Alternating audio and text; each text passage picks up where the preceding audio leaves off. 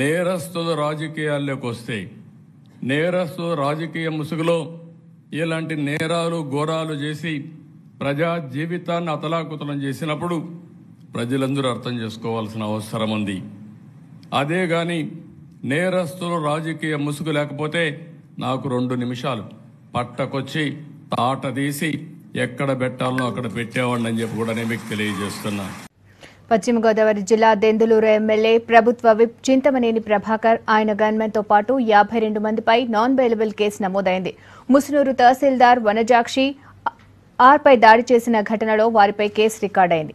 నా పీరియడ్లో ఎవడో రౌడీ అనేవాడు ఎవడో రోడ్డు మీదకి వచ్చేవాడు కాదు. ఒకే మాట చెప్పాను, ఎవరైనా రౌడీ అనేవాడు రోడ్డు మీదకి వచ్చేదానికి వీలు లేదు, ఈ రాష్ట్రంలో ఉండడానికి వీలు లేదని చెప్పి నిర్మోహమాటంగా యాక్ట్ చేసి రంగంపేట ఇసుక రేవులో అక్రమ తవ్వకాలను అడ్డుకున్నందుకు రెవెన్యూ సిబ్బందిపై ఎమ్మెల్యేలు అనుచరులు దాడి చేశారు. ఇసుకలో ఈడ్చికొట్టారు. తహసీల్దార్ ఫిర్యాదుతో పోలీసులు కేసు నమోదు చేశారు.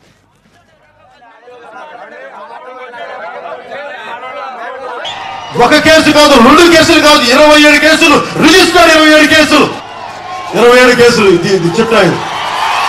ఇతరులు తెలుగుదేశం పార్టీ వెనకేసుకొస్తా ఉంది. ఇలాంటి తెలుగుదేశం పార్టీ వెనకేసుకొచ్చే వ్యక్తుల్ని నేను మీకు అండగా ఉండాలి, నిలబడాలి. రౌడీ ఎమ్మెల్యే కూడా చెప్తున్నాను, ఇంకొకసారి మీ పని మీరు చేసుకోండి. ఏలూరు పరిసరాలకు వచ్చి మీ రౌడీజం చలాయిస్తే కాళ్ళు ఎరగొట్టి కింద కూర్చోబెడతాం, జాగ్రత్త.